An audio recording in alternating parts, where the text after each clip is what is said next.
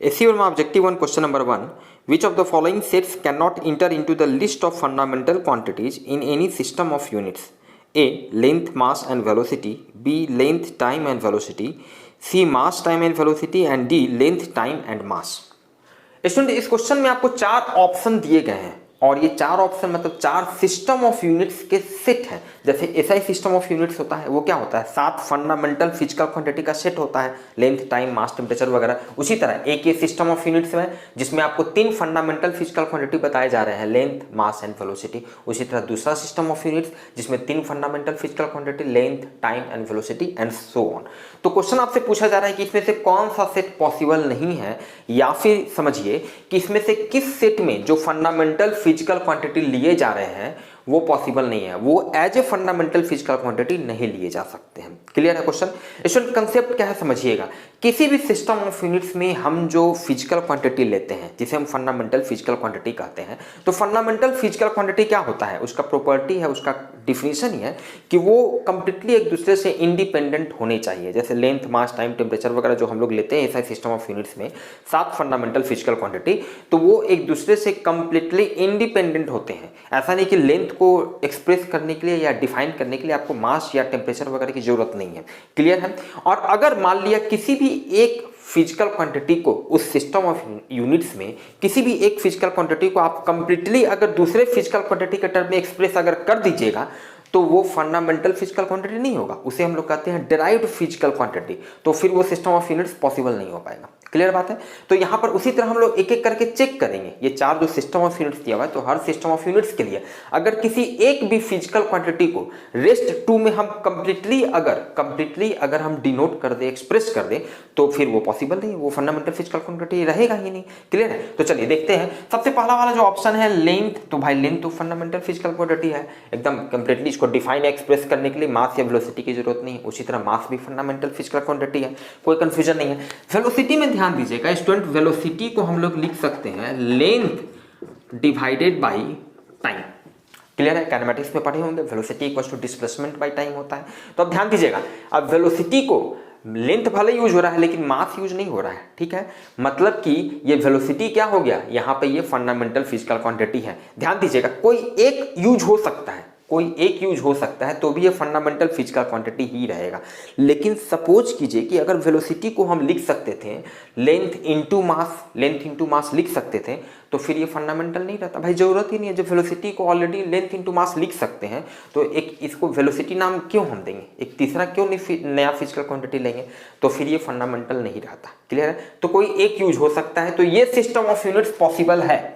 यहां पर ये जो 3 फिजिकल क्वांटिटी है लेंथ, मास और वेलोसिटी, इसको हम as a fundamental physical quantity ले सकते हैं। क्लियर है? दूसरे वाले ऑप्शन में देखते हैं लेंथ, टाइम एंड वेलोसिटी। भाई लेंथ में कोई कंफ्यूजन नहीं है, लेंथ तो है फंडामेंटल फिजिकल क्वांटिटी, टाइम भी कंप्लीटली इंडिपेंडेंट है, इसे डिफाइन करने के लिए लेंथ या वेलोसिटी वगैरह की जरूरत नहीं है। वेलोसिटी तो अगेन ध्यान दीजिएगा, वेलोसिटी को हम यहां पर लिख सकते हैं लेंथ अपॉन टाइम। क्लियर है? तो अब ध्यान दीजिए भाई, वेलोसिटी को हम लिख सकते हैं लेंथ डिवाइडेड बाय टाइम। तो क्यों जरूरत पड़ा, ये वेलोसिटी को हम फंडामेंटल फिजिकल क्वांटिटी क्यों मानेंगे, इसको तो ऑलरेडी हम कंप्लीटली एक्सप्रेस कर दे रहे हैं, कंप्लीटली रेस्ट जो 2 फंडामेंटल फिजिकल क्वांटिटी है उसके टर्म में एक्सप्रेस कर दे रहे हैं, तो ये फंडामेंटल फिजिकल क्वांटिटी हुआ ही नहीं। इनफैक्ट इसे हम यहां पर कहेंगे ये डिराइव्ड फिजिकल क्वांटिटी हुआ। वेलोसिटी क्या हो गया, derived physical quantity. Physical quantity को शॉर्ट में लिख रहे हैं पीक्यू। ऑलरेडी स्टूडेंट हम लोगों ने इसके सारे थ्योरी को पढ़ लिया है, एनसीईआरटी, एससी और के सारे सॉल्यूशन आपको लिंक और थ्योरी के भी लिंक आपको नीचे डिस्क्रिप्शन बॉक्स में मिल जाएंगे। तो थ्योरी में भी जो भी स्टूडेंट देख रहे होंगे उन्हें पता होगा फिजिकल क्वांटिटी को शॉर्ट में हम लोग पीक्यू लिख रहे थे, वन थिंग। और स्टूडेंट थ्योरी अगर आपने नहीं देखा तो पहले थ्योरी देख लें, विश्वास कीजिए थ्योरी देखने के बाद एससी और एनसीईआरटी के बहुत ही कम क्वेश्चन के सॉल्यूशन को आपको देखने की आवश्यकता होगी। तो चलिए आगे बढ़ते हैं। तो यहां पर ध्यान दीजिए लेंथ, टाइम और वेलोसिटी। अभी वेलोसिटी डिराइव्ड है, फंडामेंटल नहीं रहा, इसको तो कंप्लीटली एक्सप्रेस कर दिए। तो ये तीनों को हम as a fundamental physical quantity नहीं ले सकते हैं किसी सिस्टम ऑफ यूनिट्स के लिए। क्लियर है स्टूडेंट? तो ये स्टूडेंट मतलब ये गलत हो गया, कहने का मतलब ये पॉसिबल नहीं है, ये पॉसिबल नहीं है। सो आंसर इज बी, क्योंकि क्वेश्चन में पूछ रहा है कि कैन नॉट बी टेकन, नहीं लिया जा सकता है, कैन नॉट बी टेकन। ये तो तीनों लिया जा सकता है, ये तीनों नहीं लिया जा सकता है। So answer is B. Clear है? चलिए आप आगे भी चेक कर सकते हैं, मास, टाइम एंड वेलोसिटी। ध्यान दीजिएगा तो भाई यहां भी कंप्लीटली इंडिपेंडेंट है, मास, टाइम और वेलोसिटी। अगेन यहाँ भी यही बात हो गया, वेलोसिटी क्या हो गया, लेंथ डिवाइडेड बाई टाइम, तो एक टाइम यूज हो रहा है, ठीक है। तो कंप्लीटली मास और टाइम में तो कंप्लीटली एक्सप्रेस नहीं कर पा रहे हैं, तो ये भी तीनों पॉसिबल है किसी सिस्टम ऑफ यूनिट्स के लिए। यहाँ भी ध्यान दीजिए, यहाँ तो लेंथ, टाइम और मास बहुत ही क्लियर है, तीनों के तीनों इंडिपेंडेंट है। सो इस answer is B student. Student हम लोग देखते हैं question number 2। Assume objective on question number 2, a physical quantity is measured and the result is expressed as NU, where U is the unit used and N is the numerical value. If the result is expressed in various units, then A, n proportional to size of U, B, n proportional to U square, C, n proportional to root U, and D, n proportional to 1 by U. Student इस question में कह रहा है कि किसी physical quantity को हम major करते हैं, किसी फिजिकल क्वांटिटी को मेजर करते हैं तो उसका जो वैल्यू आता है वो आता है एन यू। उसका वैल्यू क्या आ रहा है, एन यू। क्लियर है, जहां पर यू जो हो गया, जो हम यूनिट यूज कर रहे हैं, और एन जो हो गया न्यूमेरिकल वैल्यू हो गया। क्लियर है, तो अलग अलग सिस्टम ऑफ यूनिट्स में अगर हम उसी चीज को मेजर करें तो पूछ रहा है कि n और u में क्या रिलेशन होगा। अलग अलग सिस्टम ऑफ यूनिट्स के लिए n क्या u के प्रोपोर्शनल होगा, n क्या u स्क्वायर के प्रोपोर्शनल होगा, n क्या रूट अंडर u के प्रोपोर्शनल होगा, या फिर n इन्वर्सली प्रोपोर्शनल होगा u के। क्लियर है स्टूडेंट, इसे एग्जांपल की सहायता से समझिए। हालांकि थ्योरी में बहुत डिटेल इन चीज़ों को हम लोग देख चुके हैं, लिंक आपको नीचे डिस्क्रिप्शन बॉक्स में मिल जाएगा। किसी फिजिकल क्वांटिटी को हम मेजर किए, किसी फिजिकल क्वांटिटी को मेजर किए, उसका वैल्यू आया एन यू। अब मान लीजिए, सबसे अच्छा मान लीजिए कोई एग्जाम्पल एक ले लेते हैं हम लोग, बहुत ही क्लियर करने के लिए। कोई लेंथ है, कोई थ्रेड है, ठीक है, सपोज कीजिए उसका लेंथ आ जाता है, मान लिया लेट दिस इज 2 सेंटीमीटर। अब प्रैक्टिकली आप समझ रहे हैं 2 सेंटीमीटर नहीं होगा, आपका 15 सेंटीमीटर का स्केल आता है जो आप लोग नॉर्मली यूज करते हैं, जिसमें हार्डली 2 सेंटीमीटर, आप समझ रहे हैं 2 सेंटीमीटर बहुत तो लाइक दिस होगा। तो अभी समझने के लिए ये 2 सेंटीमीटर का मान लिया ये एक थ्रेड है। क्लियर है, तो इसका वैल्यू यहाँ पर कितना है, 2 सेंटीमीटर। ध्यान दीजिएगा, सेंटीमीटर कौन से सिस्टम ऑफ यूनिट्स में हम लोग मेजर कर रहे हैं, सेंटीमीटर में। यू क्या है, सेंटीमीटर में है, न्यूमेरिकल वैल्यू कितना है, 2 सेंटीमीटर। अब ध्यान दीजिएगा, इसे चलिए अब हम लोग किसी दूसरे सिस्टम ऑफ यूनिट्स में हम लोग अगर इसको कन्वर्ट कर दें, मान लिया इसको मीटर में कन्वर्ट कर दें, मीटर में इसको कन्वर्ट कर दें तो कितना होगा। अच्छा, इसको सुविधा के लिए चलिए मान लेते हैं ये 2 मीटर हो गया, ये 2 मीटर है। अब इसको अगर मान लिया हम सेंटीमीटर में कन्वर्ट कर दें तो 1 मीटर में कितना होता है, 100 सेंटीमीटर होता है, तो ये कितना हो जाएगा, 200 सेंटीमीटर। क्लियर है, जब दूसरे सिस्टम ऑफ यूनिट में हम इसको कन्वर्ट किए तो न्यूमेरिकल वैल्यू भी क्या हो गया, चेंज हो गया। न्यूमेरिकल वैल्यू चेंज हो गया तो देखिए यही में हम लोगों को रिलेशन चार रिलेशन दिया हुआ है, u और n में क्या रिलेशन होगा। क्लियर है, तो ध्यान दीजिएगा स्टूडेंट, ध्यान दीजिएगा, जैसे जैसे आप सिस्टम ऑफ यूनिट्स को, सिस्टम ऑफ यूनिट्स, पहले मीटर है, मीटर क्या है, बड़ा यूनिट है, सेंटीमीटर क्या है, छोटा यूनिट है, 1 सेंटीमीटर इतना होता है, 1 मीटर लगभग इतना आपका हो जाएगा। क्लियर है, तो मीटर बड़ा यूनिट है, सेंटीमीटर छोटा यूनिट है। तो जब यूनिट को आप छोटा किए तो जो न्यूमेरिकल वैल्यू हो वो बड़ा हो गया। यूनिट को छोटा किए तो न्यूमेरिकल वैल्यू क्या हो गया, बड़ा हो गया। इसका मतलब क्या हुआ कि n, ये जो न्यूमेरिकल वैल्यू है, ये जो यूनिट जो है उसके इन्वर्सली प्रोपोर्शनल है। क्लियर है, यूनिट को हम जैसे ही छोटा किए न्यूमेरिकल वैल्यू बड़ा हो गया। अच्छा, यूनिट को आप जैसे ही बड़ा कीजिएगा ना तो न्यूमेरिकल वैल्यू छोटा हो जाएगा। जैसे मान लीजिए ये मीटर में है, आप इसको किलोमीटर में कन्वर्ट कर दीजिए, तो किलोमीटर में कन्वर्ट करने के लिए क्या करना होगा, 1000 से डिवाइड करना होगा। क्लियर है, तो मतलब ये हो जाएगा 2 डिवाइडेड बाई 1000 इतना किलोमीटर। समझ रहे हैं, देखिए यूनिट को बड़ा किए तो न्यूमेरिकल वैल्यू कम हो गया, अभी 2 था न्यूमेरिकल वैल्यू, अब हो गया 2/1000। तो बहुत ही क्लियर है, n प्रोपोर्शनल टू 1/u। यहाँ पर एक बात आपका क्लियर होना चाहिए, कंसेप्ट शुड बी क्लियर, लेकिन हमेशा nu ये जो वैल्यू है ना, इसका वैल्यू हमेशा कांस्टेंट रहेगा, इसका वैल्यू हमेशा कांस्टेंट है। भाई थ्रेड का लेंथ कोई थोड़ी चेंज हो रहा है, आप कितना भी अलग अलग सिस्टम ऑफ यूनिट में कन्वर्ट कीजिए, तो nu का वैल्यू कांस्टेंट हमेशा रहेगा, सो डैट कि हम लोग इसको लिख सकते हैं n1u1 इक्वल्स टू n2u2, और इस फॉर्मूले का यूज बहुत बार हम लोग करते हैं यूनिट कन्वर्जन वगैरह के लिए, तो आप लिंक नीचे डिस्क्रिप्शन बॉक्स में दिया हुआ आप देख सकते हैं। And so the answer is student D. इसमें देखते हैं हम लोग क्वेश्चन नंबर 3 को। Objective 1 question number 3, suppose a quantity x can be dimensionally represented in terms of m, l and t, that is dimension of x equals to m to the power a, l to the power b and t to the power c. The quantity mass, option number A, can always be dimensionally represented in terms of l, t and x. B can never be dimensionally represented in terms of l, t and x. C may be represented in terms of l, t and x if a equals to 0, and D may be represented in terms of l, t and x if a not equals to 0. Student इस question में आपको बताया जा रहा है कि कोई quantity x है, कोई फिजिकल क्वांटिटी x है मान लिया, उसको हम MLT मास लेंथ और टाइम में डायमेंशनली इस तरह से ये रिप्रेजेंट कर सकते हैं। ठीक है, तो क्वेश्चन आगे हमसे पूछ रहा है कि मास को डायमेंशनली x, L और T में क्या हमेशा रिप्रेजेंट किया जा सकता है या फिर कुछ कंडीशन के साथ ही रिप्रेजेंट किया जा सकता है मास को। तो ध्यान दीजिएगा स्टूडेंट, ये आपका दिया हुआ है, यहाँ से हम लोग बहुत आसानी से लिख सकते हैं। मास को अब रिप्रेजेंट करना है मास को, तो यहाँ से भाई हम लोग लिख सकते हैं MA इक्वल्स टू,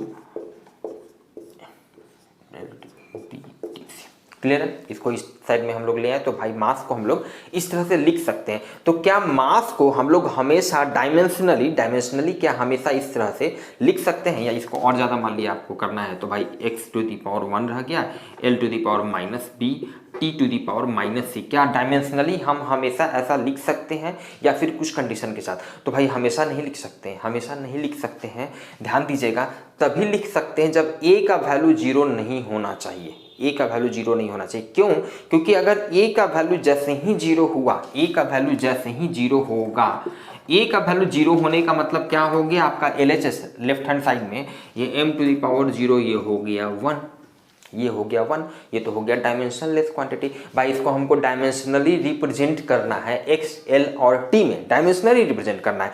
a का वैल्यू रख दिए 0 तो ये तो हो गया 1 आ गया, मतलब ये ऑलरेडी ये खुद ही डायमेंशनलेस क्वांटिटी हो गया। तो इसको हम कैसे दूसरे में हम डायमेंशनली हम इसको रिप्रेजेंट कर पाएंगे? नहीं कर सकते हैं। तो इसको हम तभी रिप्रेजेंट कर सकते हैं मास को x, L और T में डायमेंशनली जब a का वैल्यू 0 नहीं हो, a का वैल्यू 0 नहीं हो। And so students if answer will be, a का वैल्यू 0 नहीं होना चाहिए, so it's answer is D, जहां पे आपका दिया हुआ है कि a should not be equal to 0। Clear है स्टूडेंट? चलिए स्टूडेंट हम लोग देखते हैं क्वेश्चन नंबर 4। स्टूडेंट हम लोग सॉल्व कर रहे हैं ऑब्जेक्टिव 1 के क्वेश्चन नंबर 4 को। स्टूडेंट ये क्वेश्चन कह रहा है और डायमेंशनलेस क्वांटिटी, कोई डायमेंशनलेस क्वांटिटी है तो 4 ऑप्शन दिया हुआ है। नेवर हैज ए यूनिट, उसका कभी यूनिट हो ही नहीं सकता है। ऑलवेज हैज ए यूनिट, हमेशा उसका यूनिट होगा। May have a unit, unit हो भी सकता है मतलब नहीं भी हो सकता है। डज नॉट एग्जिस्ट, वो एग्जिस्ट ही नहीं करेगा। स्टूडेंट सबसे पहली बात तो थ्योरी में ऑलरेडी हम लोगों ने डिटेल देख चुका है कि हमेशा याद रखिए इंपॉर्टेंट कंसेप्ट कि अगर कोई फिजिकल क्वांटिटी डायमेंशनलेस है, कोई डायमेंशनलेस क्वांटिटी है तो उसका यूनिट हो भी सकता है नहीं भी हो सकता है। डायमेंशनलेस का यूनिट हो भी सकता है नहीं भी हो सकता है। लेकिन अगर यूनिटलेस क्वांटिटी रहेगा, अगर कोई ऐसा क्वांटिटी जिसका यूनिट नहीं है तो पक्का बात है कि उसका डायमेंशन नहीं होगा। यूनिट नहीं है मतलब श्योर है कि डायमेंशन नहीं होगा, लेकिन डायमेंशन नहीं है तो यूनिट हो भी सकता है नहीं भी हो सकता है। समझिए इस चीज को। जैसे मान लिया कोई डायमेंशनलेस क्वांटिटी की बात करें स्टूडेंट, बहुत ही फेमस एग्जांपल आप लोगों ने क्लास 10 से ही पढ़कर आया होगा। तो सबसे पहले एक मैथ्स में आप लोगों ने एक रिलेशन पढ़ा होगा, theta equals to L by R. Theta क्या होता है? नॉर्मली हम लोग एंगल को रिप्रेजेंट करते हैं, तो थीटा क्या होता है? L by R. और थीटा का यूनिट होता है ना, हम लोग थीटा का वैल्यू लेते हैं ना 30 डिग्री 40 डिग्री, डिग्री में मेजर कीजिए, या फिर अगर ऐसा यूनिट में बात करें तो रेडियन में हम लोग मेजर करते हैं, ठीक है ना, RAD शॉर्ट में आप लोग लिखते हैं, ठीक है ना। तो रेडियन में मेजर करते हैं, डिग्री में, मतलब इसका यूनिट होता है। थीटा का क्या होता है? यूनिट होता है। लेकिन हैविंग यूनिट तो इसका होता है, यूनिट होता है, लेकिन इसका डायमेंशन नहीं होता है। इसका क्या होता है? डायमेंशन नहीं होता है, क्योंकि दो सेम टाइप के फिजिकल क्वांटिटी का ये रेशियो है। लेंथ का भी डायमेंशन जब इसका लिखिएगा तो L हो गया, और R क्या होता है? रेडियस भी लेंथ ही हुआ, तो इसका भी डायमेंशन L, मतलब ये हो गया डायमेंशनलेस क्वांटिटी हो गया। क्लियर है? यहाँ से आप इसको समझ सकते हैं, टू द पावर 0 1 आ गया। क्लियर है? तो भाई एक ऐसे ये फिजिकल क्वांटिटी है जिसका ये डायमेंशनलेस क्वांटिटी है, ये डायमेंशनलेस क्वांटिटी है, लेकिन यूनिट है। अच्छा दूसरा एग्जांपल आपको दिखाते हैं, जैसे ये भी आप लोगों ने क्लास 10th में पढ़ा होगा, लाइट में रिफ्रैक्टिव इंडेक्स हम लोग कैसे मेजर करते हैं? तो भाई रिफ्रैक्टिव इंडेक्स निकालने के लिए क्या कीजिए, speed of light in vacuum, याद आ रहा होगा क्लास 10th में पढ़े होंगे। स्पीड ऑफ लाइट, वैक्यूम में लाइट का क्या स्पीड है? Divided by speed of light in medium, ये रिफ्रैक्टिव इंडेक्स होता है, इस तरह से कैलकुलेट करते हैं। अब रिफ्रैक्टिव इंडेक्स का स्टूडेंट आप याद कीजिए क्लास 10th में, रिफ्रैक्टिव इंडेक्स का एक न्यूमेरिकल वैल्यू 2 4 5 जो भी होता है, इसका कोई यूनिट नहीं होता है, और न ही इसका डायमेंशन होता है भाई। Speed divided by speed, dimensionless 1। Clear है? मतलब ये डायमेंशनलेस होता है, मतलब डायमेंशन भी इसका नहीं होता है। तो ध्यान दीजिएगा, आप दो एग्जाम्पल आपको दिखा रहे हैं, ये भी डायमेंशन लेस है थीटा भी, लेकिन इसका यूनिट है डिग्री या रेडियन जो भी मेजर करते हैं, और दूसरा रिफ्रैक्टिव इंडेक्स, ये भी डायमेंशन लेस है लेकिन इसका यूनिट नहीं है। तो कहने का मतलब क्या होगा कि अगर कोई क्वांटिटी डायमेंशन लेस है तो उसका यूनिट हो भी सकता है, नहीं भी हो सकता है। नोट कर लीजिए इन बातों को कि भाई डायमेंशन लेस है मतलब यूनिट हो भी सकता है, नहीं भी हो सकता है। और यूनिट लेस क्वांटिटी रहेगा, यूनिट नहीं मतलब डायमेंशन तो नहीं होगा। भाई जब यूनिट ही नहीं है तो डायमेंशन कहाँ से आएगा? क्लियर है? सो it's answer is student C. Student हम लोग देखते हैं क्वेश्चन नंबर 5 को। क्वेश्चन नंबर 5 में कह रहा है कि अ यूनिट लेस क्वांटिटी, कोई यूनिट लेस क्वांटिटी है, कोई ऐसा क्वांटिटी है जिसका यूनिट नहीं है, यूनिट ही नहीं है। जैसे अभी हम लोग जस्ट देखें रिफ्रैक्टिव इंडेक्स, उसका कोई यूनिट नहीं था, ठीक है। तो किसी यूनिट लेस क्वांटिटी के लिए never has a non zero dimension, कभी भी नॉन जीरो डायमेंशन नहीं होगा, मतलब कि हमेशा डायमेंशन का कुछ वैल्यू होगा, डायमेंशन जीरो नहीं होगा कभी भी। Never has a non zero dimension, थोड़ा लैंग्वेज को पकड़िएगा, कभी भी non zero dimension, non zero कहने का मतलब जीरो नहीं, हमेशा उसका कोई वैल्यू होगा, 1 2 4 5 जो भी है, ठीक है, मतलब MLT कुछ भी है तो उसका कुछ वैल्यू होगा। उसी तरह always has a non zero, हमेशा कोई नॉन जीरो डायमेंशन होगा। May have a non zero dimension, non zero dimension हो सकता है। डज नॉट एग्जिस्ट, भाई एग्जिस्ट ही नहीं करता, ये तो हम लोग गलत ही है। अभी जस्ट हम लोग देखें एग्जाम्पल रिफ्रैक्टिव इंडेक्स। तो स्टूडेंट कोई यूनिट लेस क्वांटिटी, भाई ऑब्वियस है, जस्ट पहले ही हम बताएं कि भाई यूनिट लेस क्वांटिटी है, किस मतलब उसका यूनिट ही नहीं है तो डायमेंशन नहीं होगा, पक्का बात है डायमेंशन नहीं होगा। आप समझिए भाई, आप किसी भी चीज़ का डायमेंशन निकालते हैं, वेलोसिटी का डायमेंशन, तो वेलोसिटी का आपको पता है कि क्या है यूनिट, तो मीटर पर सेकेंड, तो मीटर पर सेकेंड पता है, तो यहाँ से हम लोग mt-1 इसका डायमेंशन लिख देते हैं। या फिर और बेसिक तरीके से भाई कि कैसे आप लेंथ का आप कैसे वेलोसिटी का डायमेंशन लिखते हैं, तो भाई आपको पता है कि velocity equal to length by time होता है, तो यहाँ से आप lt-1 कर देते हैं। क्लियर है? अब अगर उसका यूनिट ही नहीं होगा तो आप उसका डायमेंशन तो कभी लिख ही नहीं सकते। क्लियर बात है? तो यूनिट लेस क्वांटिटी है मतलब कि हमेशा उसका डायमेंशन नहीं होगा, उसका डायमेंशन कभी भी नहीं होगा। क्लियर है? हमेशा वो डायमेंशन लेस क्वांटिटी होगा। तो अब देखते हैं, never has a non zero dimension, कभी भी नॉन जीरो डायमेंशन नहीं होगा। हाँ तो सही बात है, हमेशा उसका कभी भी नॉन जीरो डायमेंशन नहीं हो सकता, हमेशा वो डायमेंशन लेस ही होगा। यूनिट लेस है तो हमेशा वो डायमेंशन लेस होगा। क्लियर बात है? सो इट्स आंसर इज ए। आगे देखने का जरूरत नहीं, ऑब्जेक्टिव 1 है मतलब एक ऑप्शन करेक्ट है। आगे आप चेक कर सकते हैं, भाई always has a non zero dimension, हमेशा थोड़ी होगा, ठीक है। May have a non zero dimension, मे भी आप देख सकते हैं। एंड सो आंसर इज, भाई यूनिट लेस है तो डायमेंशन लेस होगा, कोई कंफ्यूजन नहीं होना चाहिए। बहुत ईजी क्वेश्चन। स्टूडेंट हम लोग सॉल्व करते हैं क्वेश्चन नंबर 6 को। और स्टूडेंट यहाँ पर आपको एक रिलेशन दिया हुआ है, एक इंटीग्रेशन के फॉर्म में रिलेशन दिया हुआ, आप देख सकते हैं। तो n का वैल्यू हम लोगों को निकालना है, n का वैल्यू निकालना है। कैसे सोचेंगे? ऑब्वियसली इस क्वेश्चन को हम लोग को डायमेंशनली सॉल्व करना है, मैथमेटिक्स के हिसाब से नहीं। तो डायमेंशनली सॉल्व करना है तो सबसे पहले तो स्टूडेंट कैसे सोचेंगे, how to think, this is important, हमेशा हम कहते हैं। तो भाई यहाँ पर ध्यान दीजिए, आप कैसे सोचेंगे। पहले तो डायमेंशनली किसी भी चीज़ को सॉल्व करना है या डायमेंशनली चेक करना है, जैसे ही इस तरह का कुछ बात आए तो principle of homogeneity of dimension आपके दिमाग में आ जाना चाहिए, जिसके हिसाब से हम लोग नॉर्मली चेक करते हैं। अब डिटेल आप लोग नीचे डिस्क्रिप्शन बॉक्स में देख सकते हैं, लिंक दिया हुआ है। भाई जो लेफ्ट हैंड साइड का डायमेंशन है और जो राइट हैंड साइड का डायमेंशन है वो बराबर होना चाहिए। क्लियर बात है? वो सही है या नहीं इसे चेक करने के लिए, तो ये चीज़ आपके दिमाग में आना चाहिए। अब दूसरा, पहला तो ये चीज़ आपके दिमाग में है कि भाई अच्छा थोड़ा सा डायमेंशन हम लोगों को चेक करना होगा दोनों साइड का। दूसरा जो आपके दिमाग में क्लिक करेगा, अगर आप कंसेप्ट को समझ रहे हैं, सारी बातें आपको याद है, तो भाई यहाँ पर ये जो इन्वर्स ट्रिगोनोमेट्रिकल फंक्शन है साइन इन्वर्स x/a-1, ये बहुत आसान है कि भाई साइन इन्वर्स x/a-1 ये क्या है? डायमेंशन लेस क्वांटिटी है, ये डायमेंशन लेस क्वांटिटी है। कोई भी इन्वर्स ट्रिगोनोमेट्रिकल फंक्शन जो होता है ये डायमेंशन लेस होता है, डायमेंशन लेस होता है, इसका कोई डायमेंशन नहीं होता है। अब इसको बेसिक तरीके से आप समझिए कि मान लिया कहीं आपने लिखा sine theta equals to Y, तो भाई इसी को ना आप इन्वर्स में लिखते हैं, theta equals to sine inverse Y, इसी को आप लिखते हैं ना। तो इन्वर्स ट्रिगोनोमेट्रिकल फंक्शन तो डायमेंशन लेस होगा, क्योंकि थीटा आपका जो एंगल है ये डायमेंशन लेस होता है, ठीक है। जस्ट हम लोग पहले देखे हैं, तो ये डायमेंशन लेस क्वांटिटी है। अब इतना आपने सोचा कि भाई ये जब टोटल का टोटल डायमेंशन लेस है, ये टोटल का टोटल, तो अब मेनली हम लोगों को थोड़ा सा इधर का डायमेंशन देख लेना होगा और उस हिसाब से हम n का वैल्यू देख लेंगे, 1 होगा, 0 होगा, क्या होगा देख लेते हैं, ठीक है।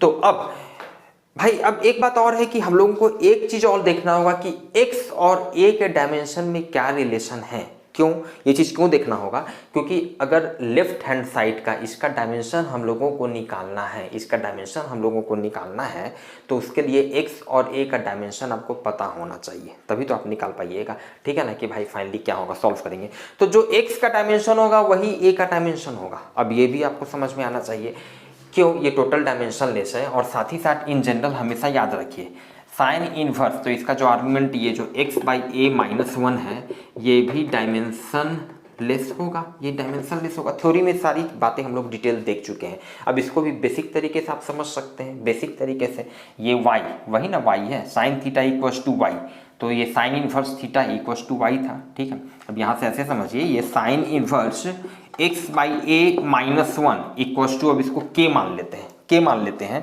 तो ये क्या हो जाएगा sine k equals to X by A minus 1। तो ये डायमेंशन लेस हुआ कि नहीं हुआ, डायमेंशन लेस हुआ ना, क्योंकि भाई ये साइन के ट्रिगोनोमेट्रिकल फंक्शन डायमेंशन लेस होता है, ट्रिगोनोमेट्रिकल फंक्शन डायमेंशन लेस होता है। Sine theta equals to perpendicular by hypotenuse, याद किए होंगे 6-7 में ही, तो परपेंडिकुलर भी लेंथ होता है, हाइपोटेनियस भी लेंथ होता है, मतलब दोनों का रेशियो, मतलब ये डायमेंशन लेस है तो ये भी डायमेंशन लेस है। अब जब ये एक्स बाई ए माइनस 1 ये डायमेंशन लेस है, जब ये डायमेंशन लेस है तो ये तभी पॉसिबल है, ये तभी ये टोटल का टोटल टर्म डायमेंशन लेस होगा जब x और a का डायमेंशन सेम होगा। पक्का बात है ना, जब x और a का डायमेंशन सेम होगा तभी ये डायमेंशन लेस पॉसिबल है, तभी तो फिर भाई x बाई ए 1 हो जाएगा, 1 माइनस 1 ये 0, मतलब ये डायमेंशन लेस हो जाएगा। क्लियर बात है। तो यहाँ से हम लोगों को एक क्लू और निकल गया कि x और a का डायमेंशन भी सेम होगा, इसको डायमेंशन लेस होने के लिए, इसको डायमेंशन लेस होने के लिए। क्लियर बात है, क्योंकि अगर दोनों का जहाँ भी अगर डायमेंशन सेम नहीं हुआ तो यहाँ पर कुछ वैल्यू आ जाएगा और फाइनली वो डायमेंशन लेस नहीं रह पाएगा।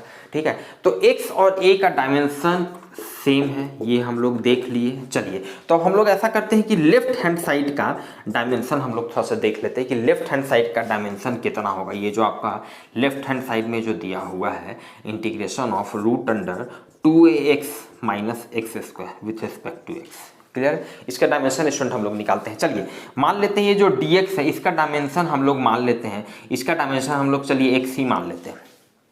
क्लियर है, अभी मान लो कोई कंफ्यूजन है, एल एम कुछ भी डिनोट करने का जरूरत नहीं है। चलिए नाउ अब इसका डायमेंशन, नीचे वाला का डायमेंशन देखिए लिख रहे हैं, अब ध्यान दीजिएगा 2, ये तो डायमेंशन लेस है, इसका तो नहीं लिखेंगे। अच्छा a का डायमेंशन और x का डायमेंशन सेम है, a का डायमेंशन और x का डायमेंशन सेम है, तो ऐसा करते हैं a का भी डायमेंशन x लिख देते हैं और x का डायमेंशन तो x है ही। क्लियर बात है, माइनस एक्स स्क्वायर, तो एक्स स्क्वायर इसका डायमेंशन कितना हो जाएगा, एक्स स्क्वायर हो जाएगा।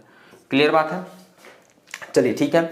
नाउ अब इसको सॉल्व करते हैं, ये आपका ऊपर में हो गया ये x हो गया, नीचे में हो गया ये रूट अंडर, ये हो गया x into x, power add हो जाएगा, ये डायमेंशन हो जाएगा x square minus X square.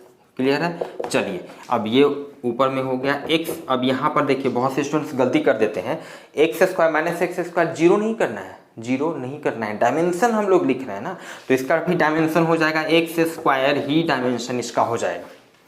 Sorry यहाँ पर ये रूट अंडर है, ये रूट अंडर तो रहेगा ही ये, हाँ तो ठीक है, ये रूट अंडर रहेगा, ये रूट अंडर ये x square minus X square का भी डायमेंशन एक्स स्क्वायर ही रहेगा। कंफ्यूजन नहीं होना चाहिए, कहीं भी डायमेंशन में मान लिया आप l प्लस एल मान लिया 2 आ गया इस तरह से, तो इसका भी डायमेंशन हो जाएगा l ही।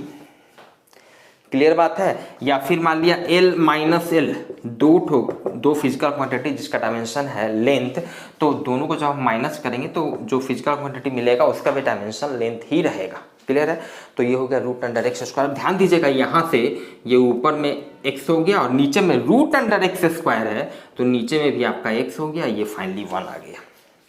तो यहाँ से बहुत ही क्लियर है स्टूडेंट कि लेफ्ट हैंड साइड का जो डायमेंशन है 1 है, मतलब वो डायमेंशन लेस है, डायमेंशन लेस है। अब देखिए अब क्वेश्चन सॉल्व हो चुका है, भाई इधर डायमेंशन लेस है तो इधर भी टोटल डायमेंशन लेस होना चाहिए, इधर भी टोटल डायमेंशन लेस होना चाहिए, डायमेंशन लेस होना चाहिए। और ये टोटल आपका ये ऑलरेडी ये टर्म डायमेंशन लेस है, तो ये टर्म आपका क्या होना चाहिए, डायमेंशन लेस होना चाहिए, ये भी डायमेंशन लेस होना चाहिए। तो ये डायमेंशन लेस तभी होगा जब एक ही केस पॉसिबल है n का वैल्यू 0 हो जाए।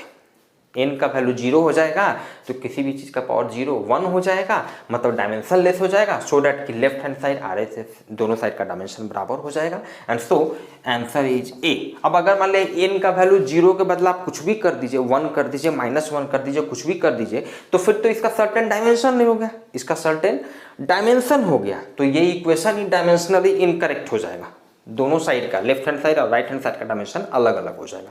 क्लियर है? And so the answer is ए। और स्टूडेंट हम लोग देखते हैं ऑब्जेक्टिव 2 के क्वेश्चंस को। Objective 2 question number 1, the dimensions ml-1 t-2 may correspond to a work done by a force, b linear momentum, c pressure, d energy per unit volume। Student इस question में आपको एक डायमेंशन दिया हुआ है ml-1 t-2, 4 option दिए गए हैं, तो इसमें से पूछ रहा है कि किस किस फिजिकल क्वांटिटी का ये डायमेंशन पॉसिबल है। 4 फिजिकल क्वांटिटी आपको दिए हुए हैं, तो किन किन का ये पॉसिबल है, एक एक करके हम लोग चेक करते हैं। बहुत ही आसान क्वेश्चन है स्टूडेंट। सबसे पहला जो है work done by a force, तो नॉर्मली स्टूडेंट आप लोगों ने पढ़ा होगा वर्क डन को हम लोग नॉर्मली W से रिप्रेजेंट करते हैं, और वर्क डन इक्वल टू क्या होता है, force dot displacement, force dot displacement, displacement को S से भी D से भी जैसा भी है डिनोट करते हैं। तो वर्क डन का डायमेंशन हम लोग निकाल के चेक करते हैं भाई इतना है कि नहीं। तो वर्क डन का डायमेंशन निकालना है तो फोर्स का डायमेंशन लिखिए और डिस्प्लेसमेंट का डायमेंशन लिखिए, ठीक है। अच्छा, फोर्स का डायमेंशन लिखना है तो फोर्स का डायमेंशन क्या होता है, mlt-2, mlt-2। अब देखिए, अगर मान लिया आप बिल्कुल बिगनर है, ऑब्वियसली ज़्यादातर आप लोग बिगनर ही हैं, फ्रेशर है, तो फोर्स का डायमेंशन जब भी किसी फिजिकल क्वांटिटी का डायमेंशन देखिए लिखना है, बहुत ही सिंपल है, उससे रिलेटेड कोई भी फॉर्मूला याद कीजिए, उससे रिलेटेड कोई भी फॉर्मूला याद कीजिए। तो भाई तो फोर्स से रिलेटेड सबसे आसान फॉर्मूला जो याद आ रहा है, F = ma, Newton second law, F = force = mass into acceleration. तो मास का डायमेंशन हो गया m हो गया, और एक्सेलरेशन का डायमेंशन LT-2, LT-2। अब देखिए एक्सेलरेशन का डायमेंशन भी याद करने के लिए एक्सेलरेशन का यूनिट क्या होता है, मीटर पर सेकेंड स्क्वायर। तो मीटर मतलब लेंथ हो गया, उसका डायमेंशन L हो गया, पर सेकेंड स्क्वायर S का पावर -2 मतलब T का पावर -2 हो गया, सो डैट कि फोर्स का डायमेंशन हो गया mlt-2। क्लियर है? तो इस बेसिक तरीके से भी आप रिकॉल कर सकते हैं, याद कर सकते हैं, या फिर आपको प्रैक्टिस करते करते याद भी हो जाएगा। तो mlt-2 ये हो गया फोर्स का डायमेंशन, और डिस्प्लेसमेंट है मतलब क्या है, लेंथ है, तो इसका डायमेंशन हो गया L हो गया, सो डैट कि वर्क का फाइनल डायमेंशन, m का पावर तो 1 ही रह गया, L का पावर यहाँ 1 है, यहाँ 1 है, L का पावर 2 हो गया, T का पावर -2। तो देखते हैं भाई यहाँ पर ml-1 है, यहाँ पे ml-2 आ गया, मतलब ये नहीं है, ये नहीं है। पूछ रहा है कि किसका डायमेंशन है इतना, तो पहले वाले का तो डायमेंशन कुछ अलग आ गया, ये गलत हो गया। दूसरा लीनियर मोमेंटम, स्टूडेंट समझिएगा। अब लीनियर मोमेंटम को हम लोग स्टूडेंट नॉर्मली P से रिप्रेजेंट करते हैं, P से, ठीक है। और लीनियर मोमेंटम इक्वल टू क्या होता है, मास इंटू वेलोसिटी। ये भी सब आप लोग पढ़ कर आए हैं क्लास 10th में। तो मास इंटू वेलोसिटी, अब बहुत आसान है भाई, सो डैट कि मान लिया अब हम लोगों को लीनियर मोमेंटम का डायमेंशन लिखना है, तो आप मास का डायमेंशन ये क्या हो गया, m हो गया, और वेलोसिटी का डायमेंशन क्या हो गया, LT-1। मास तो फंडामेंटल फिजिकल क्वांटिटी है, तो इसके डायमेंशन को m से ही रिप्रेजेंट करेंगे। अब वेलोसिटी का डायमेंशन याद करने के लिए भाई, तो वेलोसिटी का यूनिट बहुत ही फेमस है, बहुत बार आप लोगों ने लिखा है, मीटर पर सेकेंड। तो मीटर का डायमेंशन हो गया L, लेंथ, पर सेकेंड T⁻⁻1, S⁻−1, तो T⁻−1 हो गया। एंड सो डैट कि लीनियर मोमेंटम का डायमेंशन स्टूडेंट हो गया mlt-1। mlt-1 देखिए ये भी नहीं है, ml-1 है, ml-1। तो चलिए ये भी आपका गलत हो गया। क्लियर है? अब सी वाले का चेक करते हैं, प्रेशर। तो प्रेशर भाई क्या होता है, 6 से 1 में पढ़े, प्रेशर कैसे हम लोग मेजर करते हैं, force per unit area.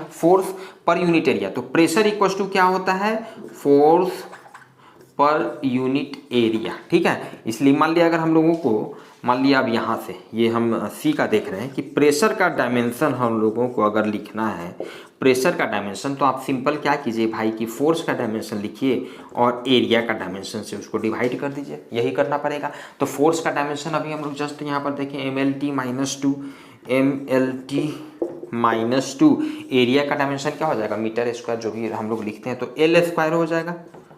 Clear बात है, L²। अब यहाँ से इसको सॉल्व करते हैं, तो ये m तो m ही रह गया, L यहाँ 1 है, 2 ऊपर जाएगा -2, तो L⁻⁻1 हो जाएगा, 1 - 2 -1, T का पावर -2 ही रह गया। तो ये आपका कितना है, ml-1 T-2। अच्छा ये आ रहा है, ये सेम आ रहा है, इसका मतलब ये सही है, इस फिजिकल क्वांटिटी का ये डायमेंशन हो सकता है क्लियर है। Energy per unit volume, energy per unit volume का देखते हैं भाई। तो एनर्जी पर, मान ली एनर्जी ई है, पर यूनिट वॉल्यूम भी है, तो जो एनर्जी का डायमेंशन क्या, जो वर्क का डायमेंशन होगा वही एनर्जी का डायमेंशन होगा।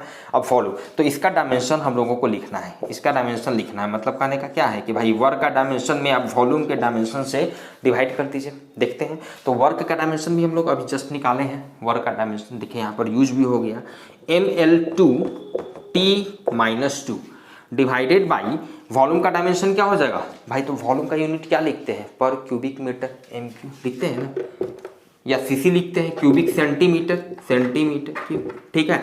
तो जो भी है लेंथ का पावर क्यू मतलब L का पावर 3 हो जाएगा। क्लियर है। इसको सॉल्व करेंगे, M तो M ही रहेगा, और ये आपका L का हो जाएगा 2 - 3 -1 और T-2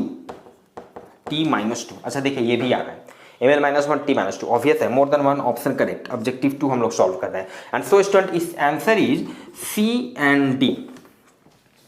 क्लियर स्टूडेंट, हम लोग देखते हैं क्वेश्चन नंबर 2 को। तो स्टूडेंट हम लोग सॉल्व कर रहे हैं ऑब्जेक्टिव 2 के क्वेश्चन नंबर 2 को, और स्टूडेंट इस क्वेश्चन में आपको कह रहा है कि choose the correct statement. 4 statement दिए गए हैं और करेक्ट स्टेटमेंट को चूज करना है। स्टूडेंट पहले वाले में कह रहा है a dimensionally correct equation may be correct. अगर कोई इक्वेशन डायमेंशनली करेक्ट है तो वो करेक्ट हो सकता है। और dimensionally correct equation may be incorrect, अगर कोई डायमेंशनली करेक्ट इक्वेशन है तो वो इनकरेक्ट हो सकता है। और dimensionally incorrect equation may be correct, और dimensionally incorrect equation may be incorrect. देखते हैं स्टूडेंट, सबसे पहले तो थ्योरी में हालांकि हम लोग डिटेल देख चुके हैं, तो इन वन लाइन आपको इस कंसेप्ट को याद रखना चाहिए कि अगर कोई इक्वेशन अगर डायमेंशनली रॉन्ग है, वो डायमेंशनली अगर रॉन्ग है, उसको आपने डायमेंशनली चेक कर लिया, अगर वो रॉन्ग है तो पक्का बात है कि वो इक्वेशन गलत होगा, वो इक्वेशन, वो फॉर्मूला, वो रिलेशन गलत होगा। लेकिन अगर कोई रिलेशन, कोई फॉर्मूला, कोई इक्वेशन अगर डायमेंशनली सही है तो वो सही भी हो सकता है, नहीं भी हो सकता है, फिर हम लोगों को फर्दर चेक करना पड़ेगा। एग्जाम्पल से समझिए, जैसे मान लिया कि आप मान लिया एक फेमस इक्वेशन, चलिए हम लोग मान लेते हैं लेट S = UT + ½ AT²। बहुत ही फेमस इक्वेशन है, 9th-10th में आप लोगों ने पढ़ा होगा, ठीक है। डिस्प्लेसमेंट इक्वल टू क्या होता है, u initial velocity time half acceleration t², ठीक है। अब इस इक्वेशन का भाई हम लोगों को तो ये पता है कि ये इक्वेशन सही है, ये इक्वेशन सही है, हम लोगों ने यूज भी किया है, बहुत बार आप लोगों ने न्यूमेरिकल्स वगैरह बनाए होंगे। तो चलिए इसका अगर डायमेंशन हम लोग देखते हैं, ये डायमेंशनली सही है कि नहीं। तो S लेंथ है, इसका डायमेंशन L, तो लेफ्ट हैंड साइड का डायमेंशन L हो गया, ठीक है। अब राइट हैंड साइड का डायमेंशन देखते हैं, तो देखिए u × t, तो u क्या इनिशियल वेलोसिटी मतलब वेलोसिटी है, तो इसका डायमेंशन हो गया LT-1 मीटर पर सेकेंड। टाइम का डायमेंशन t हो गया, ठीक है। तो ये वाला जो टर्म है इसका डायमेंशन ये T-1 t, ये क्या हो गया L हो गया, ठीक है। और इसका भी डायमेंशन L अगर आ जाएगा मतलब ये डायमेंशनली भी सही होगा। डायमेंशनली सही होने के लिए मतलब जो डायमेंशन इधर का है वही डायमेंशन इधर का होना चाहिए। अब दो टर्म ऐड हो रहा है, दोनों का डायमेंशन सेम होना चाहिए और इतना ही होना चाहिए, यही ना हम लोग चेक करते हैं, principle of homogeneity of dimension. तो भाई हाफ, ये तो आपका डायमेंशन लेस हो गया। एक्सेलरेशन ध्यान दीजिएगा, एक्सेलरेशन का डायमेंशन लिखिए और टाइम स्क्वायर T² का डायमेंशन। एक्सेलरेशन का डायमेंशन कितना हो जाएगा LT-2, LT मीटर पर सेकेंड स्क्वायर। अभी जस्ट देखें T², तो T² इसका डायमेंशन हो गया, ये T⁻², T⁻2, ये आपका 0 मतलब हट गया, मतलब ये L हो गया, मतलब इसका भी डायमेंशन L, इधर वाले ये इसका डायमेंशन L, मतलब ये इक्वेशन डायमेंशनली करेक्ट है। तो मतलब क्या हुआ, रिजल्ट क्या हुआ कि डायमेंशनली करेक्ट है और एक्चुअल में भी करेक्ट है। मतलब और डायमेंशनली करेक्ट इक्वेशन में भी करेक्ट, हाँ सही है भाई, डायमेंशनली करेक्ट इक्वेशन जो है देख रहे हैं, डायमेंशनली करेक्ट इक्वेशन सही हो सकता है। अच्छा चलिए आपको दूसरा एग्जांपल दिखाते हैं, ये एग्जांपल 1 हो गया। अच्छा अगर इसी इक्वेशन में एग्जांपल 2, इसी इक्वेशन में मान लिया अगर हम लोग कर दें S = UT + AT², अब हाफ को हटा देते हैं, तो समझिएगा अब ये डायमेंशनली अभी भी करेक्ट है भाई, निकालने का जरूरत नहीं है। इसका डायमेंशन L है, इसका भी डायमेंशन L है, UT इसका भी डायमेंशन L है, इसका भी, और AT² इसी का ना, इसका भी डायमेंशन L है। तो ये अभी भी डायमेंशनली करेक्ट है, लेकिन एक्चुअल में इनकरेक्ट है। एक्चुअल में इनकरेक्ट है ना, एक्चुअल में क्या रिलेशन होता है, S = UT + ½ AT² होता है। तो एक्चुअल में गलत है, डायमेंशनली ये करेक्ट है, ये डायमेंशनली अभी भी करेक्ट है और एक्चुअल में गलत है, एक्चुअल में ये गलत है। तो मेरा बी वाला भी सही है, dimensionally correct equation may be incorrect, कोई क्वेश्चन जो डायमेंशनली करेक्ट है वो गलत हो सकता है, वो गलत हो सकता है, तो बी। ठीक है, चलिए वही चीज़ हम आपको बताएं कि याद रखेंगे डायमेंशनली करेक्ट है मतलब वो सही भी हो सकता है, नहीं भी हो सकता, फर्दर चेक करना पड़ता है। अच्छा देखिए, अब इसी में मान लिया एग्जाम्पल हम 3 कर देते हैं, एग्जाम्पल 3 मान लेते हैं इसी में। चलिए ऐसा करते हैं कि s इक्वल्स टू, सपोज कीजिए इसको हम लिख देते हैं UT square plus eighty square. UT square, UT की जगह यूटी स्क्वायर कर दिए, अब एटी स्क्वायर। ध्यान दीजिएगा, अब यहाँ पे लेफ्ट हैंड साइड में इसका डायमेंशन तो एल ही है। अच्छा ये एटी स्क्वायर इसका भी डायमेंशन एल ही है, एल ही है इसका भी डायमेंशन, ठीक है।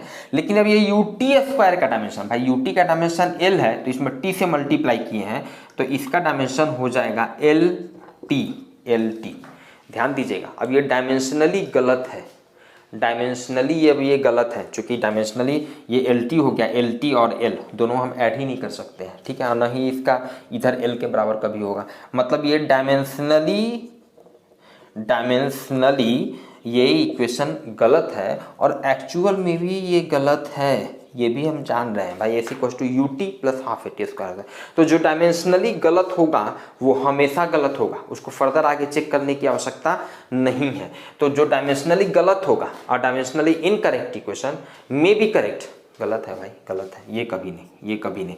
डायमेंशनली इनकरेक्ट इक्वेशन में भी इनकरेक्ट, हाँ ये डायमेंशनली इनकरेक्ट मतलब गलत होगा, पक्का बात है, लेकिन वो करेक्ट तो कभी हो ही नहीं सकता है, डायमेंशनली इनकरेक्ट कभी भी करेक्ट नहीं हो सकता है। And so the answer is A, B and D. I hope कि कोई कंफ्यूजन नहीं होना चाहिए, और अगर कोई कंफ्यूजन है वो इसीलिए कंफ्यूजन है क्योंकि आप लोगों ने थ्योरी नहीं पढ़ा। लिंक नीचे डिस्क्रिप्शन बॉक्स में आपको मिल जाएगा थ्योरी का। चलिए स्टूडेंट हम लोग देखते हैं क्वेश्चन नंबर 3 को।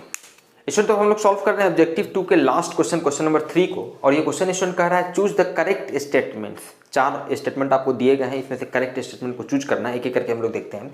सबसे पहले कह रहा है स्टूडेंट ऑल क्वांटिटीज में B represented dimensionally in terms of the base quantities. जितने भी जो क्वांटिटी है उन सारे क्वांटिटी को, उन सारे फिजिकल क्वांटिटी को हम लोग जो बेस क्वांटिटी है उसके टर्म में रिप्रेजेंट कर सकते हैं। ऑब्वियसली स्टूडेंट कर सकते हैं।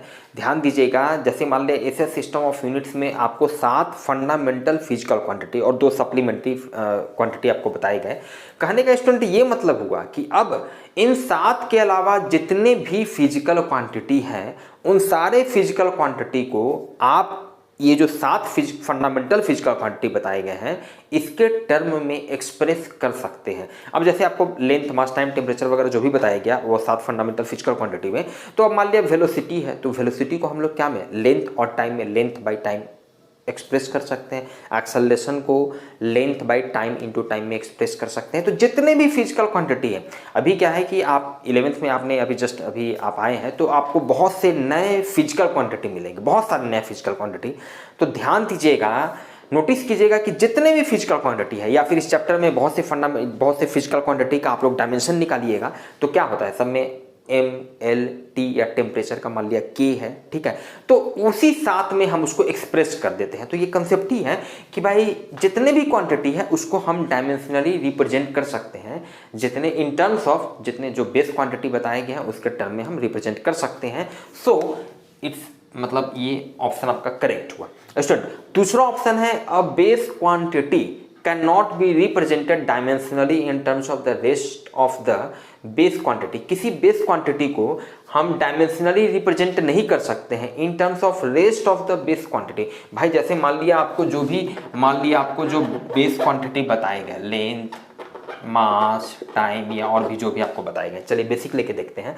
तो बेस क्वांटिटी या फंडामेंटल क्वांटिटी का क्या मतलब होता है, डिफिनीशन ही है, इसका कंसेप्ट ही यही है कि ये बाकी जितने भी जो बेस क्वांटिटी होंगे ना उससे इंडिपेंडेंट होंगे, उससे न तो उसको लेंथ को डिफाइन करने के लिए न तो लेंथ को एक्सप्रेस करने के लिए हमको बाकी किसी भी दूसरे फिजिकल क्वांटिटी का जरूरत नहीं है। ये एक दूसरे से इंडिपेंडेंट है, मतलब कि एक को हम डायमेंशनल दूसरे में रिप्रेजेंट नहीं कर सकते हैं, डायमेंशनली रिप्रेजेंट नहीं कर सकते। तो वही चीज कह रहा है कि a base quantity can not be represented dimensionally. Obviously हम डायमेंशनली रिप्रेजेंट नहीं कर सकते हैं in terms of the rest of the base quantity. जो रेस्ट बेस क्वांटिटी है उसके टर्म में हम एक्सप्रेस नहीं कर सकते डायमेंशनली। क्लियर है? तो ये भी ऑप्शन आपका करेक्ट हो गया। क्लियर? सब सारे बेसिक कंसेप्ट जो फंडामेंटल फिजिकल क्वांटिटी इनफैक्ट क्या होता है सही पूछे तो उसी कंसेप्ट पर ये बेस्ड है सारे क्वेश्चन।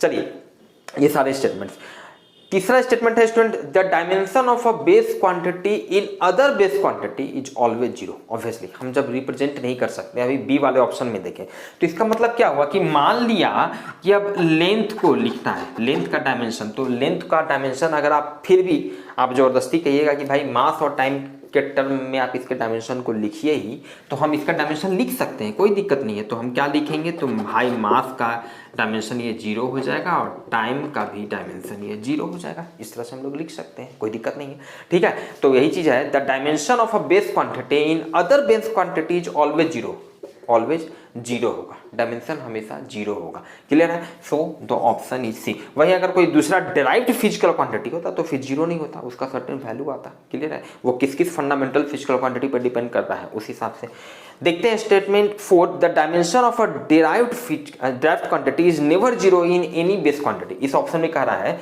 कि किसी डिराइव्ड क्वांटिटी का डायमेंशन जो है इन एनी बेस क्वांटिटी, किसी भी बेस क्वांटिटी में कभी भी जीरो नहीं होगा, जीरो नहीं होगा। नहीं, ये तो गलत है भाई। देखिए अब मान लिया सपोज कीजिए कि वेलोसिटी का डायमेंशन हम लोग लिखते हैं, ये वेलोसिटी है और इसका डायमेंशन हम लोग क्या लिखते हैं, तो इसका डायमेंशन लिखते हैं हम लोग L T minus one, L T minus one. तो चलिए इसका डायमेंशन, ये जो लेंथ जो आपका बेस क्वांटिटी है, इसका डायमेंशन लेंथ के टर्म में हो गया, लेंथ के लिए हो गया 1, टाइम के लिए हो गया -1। लेकिन इसको हम ऐसे भी लिख सकते हैं, अब मास में तो इसका कोई डायमेंशन नहीं है, तो फिर भी हमको लिखने का मन है तो हम लिख सकते हैं। मास के लिए इसका डायमेंशन हो जाएगा 0, लेंथ के लिए तो 1, जिसको लिख भी सकते हैं, नहीं भी लिख सकते हैं, टाइम का -1। तो ये कोई जरूरी नहीं कि कोई डिराइव्ड फिजिकल क्वांटिटी, मान लो वेलोसिटी है, तो उसका डायमेंशन जो है, इसका डायमेंशन जो कि ये पावर जो है, ये हर बेस क्वांटिटी में, किसी भी बेस क्वांटिटी के लिए जीरो नहीं हो, ऐसा पॉसिबल नहीं है। जैसे मास के लिए जीरो इसका हो गया डायमेंशन, तो ये फिर गलत हो गया। क्लियर है? जिस पर डिपेंड नहीं करेगा उसके लिए उसका डायमेंशन जीरो हो जाएगा। And so it's final answer is A, B